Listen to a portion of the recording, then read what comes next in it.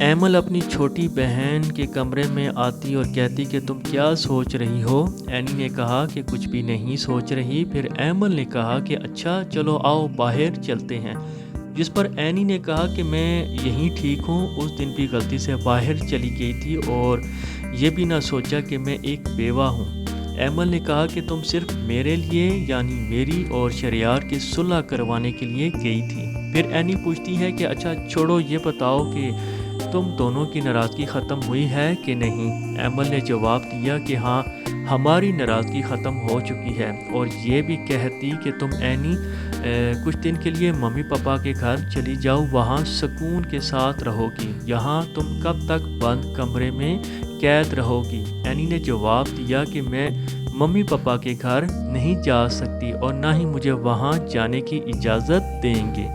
ایمل تیار ہو کر کہیں جا رہی تھی تو اتنے میں ساس نے آواز دی اور کہا کہ ایمل تم کہاں جا رہی ہو؟ اور ایمل نے جواب دیا کہ میں اپنی ممی پاپا کے گھر جا رہی ہوں۔ تو پھر ساس جی نے کہا کہ تم اپنے شوہر شہریار سے اجازت لی ہے؟ جس پر ایمل نے جواب دیا کہ اپنی ممی پاپا کے گھر جانے کے لیے کسی کی اجازت لینی پڑے گی۔ فاخرہ کو ایمل کی یہ بات بہت بری لگتی اور کہتی کہ ایمل میں دیکھ رہی ہوں تمہیں آج کل میری ہر بات پر اعتراض ہونے لگا ہے، اتنا بڑا گھر، پیسہ دولت، نوکر چوکر، ہر چیز ملی ہے، شکر کرنا چاہیے تمہیں۔ جس پر ایمل بھی فخر سے کہتی کہ ہم دونوں بہنیں ہر وقت اللہ کا شکر ادا کرتی ہیں۔ جس پر فاخرہ ساسو ماں کہتی ہے کہ تمہیں کیا لگتا ہے کہ ہم یہاں تم دونوں بہنوں پر ظلم کر رہے ہیں؟ ایمل نے کہا کہ اینی ماں بننے والی ہے اور اسے ایک بند کمرے میں رکھا گیا ہے، یہ ظلم نہیں تو اور کیا ہے؟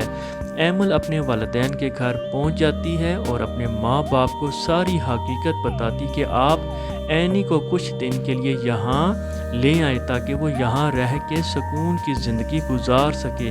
وہاں فاخرہ ممی نے اسے ایک بند کمرے میں رکھا ہوا ہے، باہر نکلنے ہی نہیں دیتی۔ ایمل کے والدین یہ ساری باتیں سن کر اینی بیٹی کے سسرال چلے جاتے اور اپنی بیٹی کو ساتھ گھر لے جانے کے لیے کہتے، لیکن ساسو ماں نے صاف صاف انکار کر دیا کہ اینی اس گھر میں نہیں جائے گی، وہ عدت میں ہے اور جب تک اینی کی ڈیلیوری نہیں ہوتی اس وقت تک تو بالکل بھی اینی اس گھر میں نہیں جائے گی۔